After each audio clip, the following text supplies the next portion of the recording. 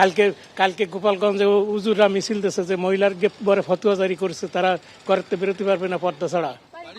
বাড়িতে ডেকে ঢুকছে, বলতেছে যে যেভাবে থাকার কথা সেভাবেই থাকবে, কারণ যতটা না বেরোনো যায় তত মানে যেটুকু আর কি বলে বেরোনো যাবে না মহিলাদের। বাজার দোকান করতে গেলে এখনই এত রাত্রির পর্যন্ত মহিলাদের কিসের বেরোনো? হ্যাঁ মানে তাহলে কারা বলতে পারে? হিন্দুদের আসলে এদের নাই, এরা যা ইচ্ছে তাই করতে পারে, মানে বেরোইলেই তাদের অকথা। হ্যাঁ মহিলাদের এত রাত্রির বাইরে নেন কি দরকার? যে স্বাধীনতাটা পেয়েছি এখন সেই স্বাধীনতার জায়গায় মানে হস্তক্ষেপ হচ্ছে আর কি। যে আমরা যেমন মানে নির্দ্বিধায় বেরোতাম আগে, যে কোনো ভয় ছিল না, ভীতি ছিল না, মানে নিজের মতো করে বেরোতে পারতাম। কিন্তু এখন দেখা যায় কি আমরা বেরোতে চাইলে পরেও আমাদের গার্জিয়ান পক্ষরা বলতেছে যে না, এখন দেশের পরিস্থিতি ভালো না। দেশের পরিস্থিতির জন্য মানুষের অনেক ধরনের মানে মানুষের মনের উপর তো একটা প্রভাব ফেলতেছে। শুনতে পেলেন কতটা অসহায়, কতটা বিপন্ন মহিলারা। তারা বলছেন আমরা এখন স্বাধীন বাংলাদেশে নেই, আমরা পরাধীন বাংলাদেশে বসবাস করছি। এই যে একের পর এক অত্যাচারের ঘটনা, অসহায়তার কথা, বঞ্চনার কথা, ভয়ের কথা, আতঙ্কের কথা, এবার যে অভিযোগ সামনে এসেছে তা হলো হিন্দুদের সম্পত্তি দখলের অভিযোগ। রাজশাহীতে এক হিন্দু মহিলার জমি দখল করা হয়েছে, আর নিজের ভিটে বাঁচাতে কাতর আরতি সেই মহিলা। একজন দখল করে দিছে আর একজন আসছে এখন মুসলমান মানুষ, আর এখানে করে আমরা হিন্দু মানুষ এখানে দুটা বোন নিয়ে থাকি, আমাদের পৃথিবীতে কেউ নাই। এই যে দখল করে নিচ্ছে দোকান টোকান রং পাইলে আমার কর্মসংস্থা ছিল দোকান, আমাদের দোকান ভেঙে দিচ্ছে, গাছ গলি কাটা বাড়ি ঘর সব দখল করে নিচ্ছে।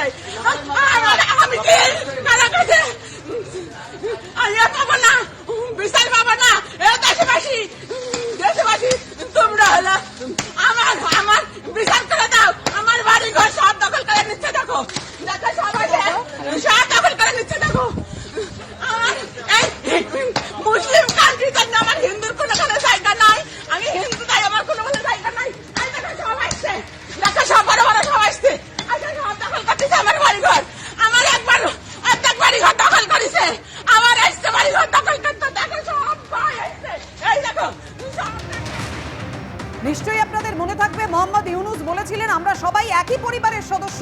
সেই সার্বভৌমত্ব, সেই ঐক্যের প্রতিফলন কি এই ছবি? কথা বলবো, আমাদের সঙ্গে রয়েছেন আমাদের প্রতিনিধি রুমা পাল। রুমা, বিশদে জানাও, নিজের ভিটে মাটি বাঁচাতে কিভাবে কাতর আরতি মহিলার, সেই ছবি আমরা দেখলাম।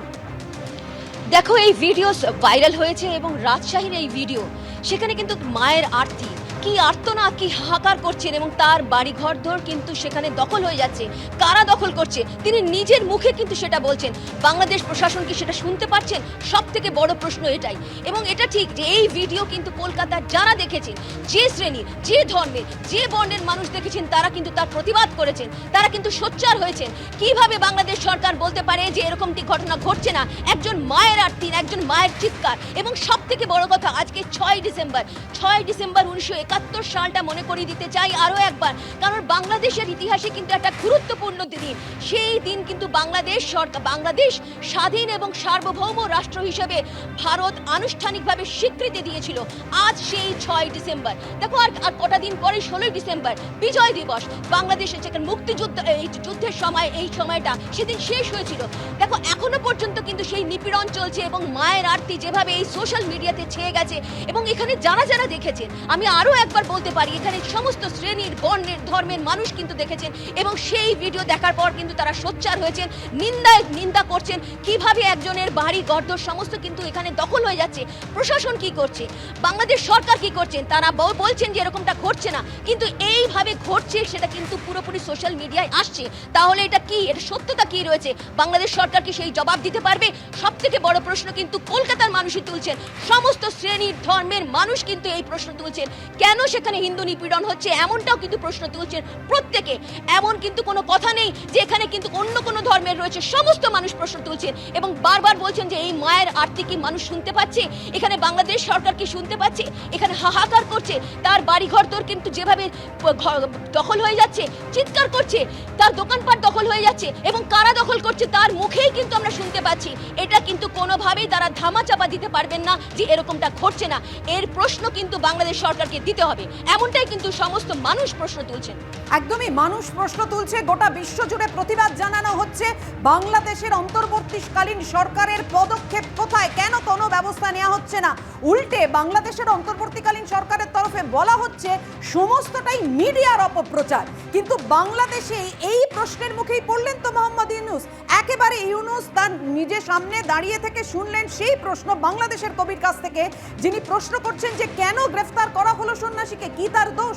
ইউনূসকে প্রশ্ন করেছেন বাংলাদেশের বিশিষ্ট কবি ফরহাদ মাজহার। আমি শুধুমাত্র বিনীত অনুরোধ জানাবো যে চিন্ময় কৃষ্ণ দাসের বিরুদ্ধে সত্যিকারের কোনো অভিযোগ যদি না থাকে, প্রথম কাজ হচ্ছে তাকে মুক্তি দেওয়া। তাকে জামিন না দেওয়াটা ডিউ প্রসেস অফ দ্য লয়ের লঙ্ঘন। ধর্মগুরুদের নিয়ে বৈঠক, আর সেখানে ধর্মের নামে অধর্মের পর্দাফাশ করে দিলেন বাংলাদেশের প্রখ্যাত কবি, দার্শনিক, গবেষক ও বুদ্ধিজীবী ফরহাদ মাজহার। মোহাম্মদ ইউনূসের সামনে দাঁড়িয়েই সন্ন্যাসী চিন্ময় কৃষ্ণ দাসকে গ্রেপ্তার করা উচিত হয়নি বলে সাফ জানালেন তিনি। আমি আপনার কাছে বিনীতভাবে জানতে চাই আমাদের মাননীয় প্রধান উপদেষ্টার কাছে যে কি করে আজকে চিন্ময় কৃষ্ণ দাসকে এখানে আপনার গ্রেফতার করা হলো, তার আইনি ভিত্তিটা কি ছিল? বাংলাদেশের সংখ্যালঘু হিন্দুদের নিপীড়নের বিষয়টি এখনো পর্যন্ত প্রকাশ্যে স্বীকারও করেননি বাংলাদেশের অন্তর্বর্তী সরকারের প্রধান উপদেষ্টা মোহাম্মদ ইউনূস। কখনো অতিরঞ্জিত করে বলেছেন, কখনো সত্যতা নিয়েই প্রশ্ন তুলেছেন। এখন আবার নতুন কথা, হামলা হচ্ছে, অত্যাচারিত হচ্ছে এবং বিদেশি প্রচার মাধ্যমে প্রচারিত হচ্ছে যে এটা হচ্ছে। তা আমি খোঁজ নিচ্ছি যে কেন হচ্ছে, কি হচ্ছে, সব দিক থেকে খবর না হচ্ছে না। ওই যে এক খবর হলো হচ্ছে আর খবর হলো হচ্ছে না, মাঝখানে একটা ফাঁক থেকে যাচ্ছে। এই অবস্থায় মোহাম্মদ ইউনূসের সামনে চিন্ময় কৃষ্ণ দাসের গ্রেপ্তারি নিয়ে সরাসরি প্রশ্ন তুললেন বাংলাদেশের কবি ও দার্শনিক ফরহাদ মাজহার। আন্তর্জাতিক মানবাধিকার, তাদের সমাবেশ করার অধিকার আছে, তাদের কথা বলার অধিকার আছে, এবং আমি নিজে ব্যক্তিগতভাবে চিন্ময়ের সঙ্গে কথা বলেছি এবং আমার তাকে কোনোভাবে বাংলাদেশের রাষ্ট্রদ্রোহী বলে মনে হয়নি। তাদের কিছু অভিযোগ আছে এবং এর আগে বিভিন্ন রকম রাজনৈতিক দলগুলো তাদেরকে ব্যবহার করেছে, অত্যন্ত খারাপভাবে ব্যবহার করেছে। এই মানুষটি সেই ব্যবহার থেকে বেরিয়ে এসে, যেহেতু সে একটা সন্ত, একজন সাধু, তিনি এসে চেষ্টা করছেন সকলের সঙ্গে মিশে এটা করতে। ফলে তার কোনো কোনো কথার মধ্যে আমাদের হতে পারে, আমরা দ্বিমত করতে পারি, অমত করতে পারি, তর্ক করতে পারি, কিন্তু অবশ্যই তিনি বাংলাদেশের রাষ্ট্রদ্রোহী, বাংলাদেশকে ধ্বংস করতে চায়, এরকম কোনো রকম তৎপরতার সঙ্গে যুক্ত আছে। এটা আমার কাছে কোনো প্রমাণ নেই।